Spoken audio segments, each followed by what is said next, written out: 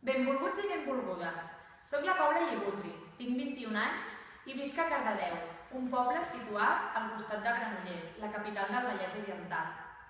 Actualment parlo 3 llengües amb fluïdesa: el català, la meva llengua materna, el castellà i l'anglès, el qual he obtingut al nivell B2.2 del marc europeu.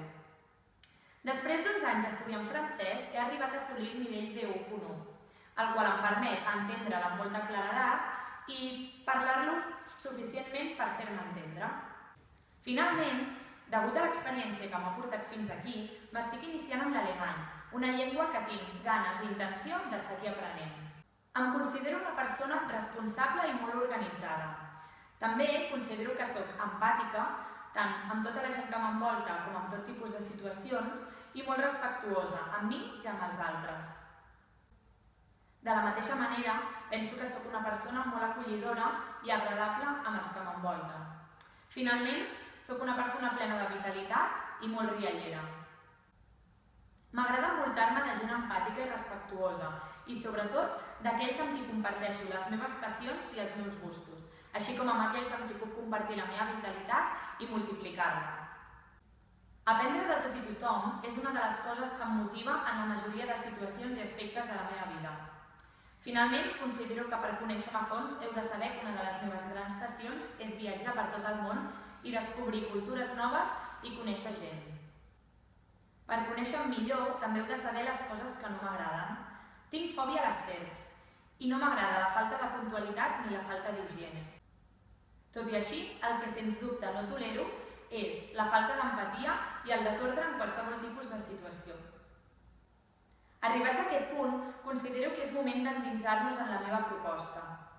Fa un any just vaig prendre una decisió, primerament a contracor, que amb el temps ha marcat un abans i un després en la meva vida, tant acadèmica com professional. Aquesta decisió va ser endinsar-me en l'aventura d'anar d'Erasmus. Actualment, l'únic que canviaria de tot el que envolta aquesta decisió és l'actitud que vaig adoptar des del moment que vaig fer la sol·licitud fins al dia que vaig agafar el vol cap a Àustria.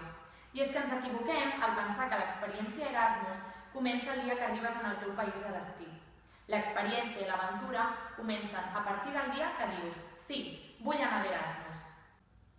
Em va costar molts mesos aprendre a estimar i a valorar l'oportunitat que m'estava donant la vida. En canvi, a hores d'ara, em sento molt afortunada per haver-m'hi pogut endinsar. Basant-me en la meva experiència, jo hagués agraït molt tenir algú al meu costat que, des del punt de vista personal i en primera persona, m'aconsellés i m'acompanyés en aquest procés, ja que al principi tots són dubtes i inseguretats. Partint d'aquesta base, considero que és molt important que en l'equip de Relacions Internacionals de la Universitat de Barcelona hi hagi la figura d'una persona com jo que es dediqui a acollir a tot l'alumnat i a guiar-lo en el procés de decisió, tant en el fet de decidir si anar d'Erasmus o no, com en el moment de decidir a quin país de destí es volen dirigir.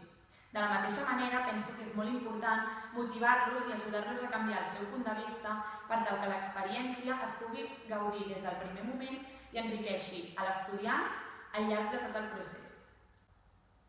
Finalment, considero que l'equip de Relacions Internacionals de la Universitat de Barcelona es podria enriquir considerablement de la meva participació i la meva figura fent que sigui un equip el més complet possible. Per acabar, vull agrair la participació de totes les persones que han fet possible la sessió d'avui i de tots aquests que heu vingut per escoltar-me. Penso que una molt bona manera de tancar el meu discurs és aportant-vos una frase que fa èmfasi en un dels aspectes que considero més important en qualsevol situació que ens plantegi la vida: l'actitud. Seràs capaç d'assolir el que et proposis si el teu entusiasme no té límit.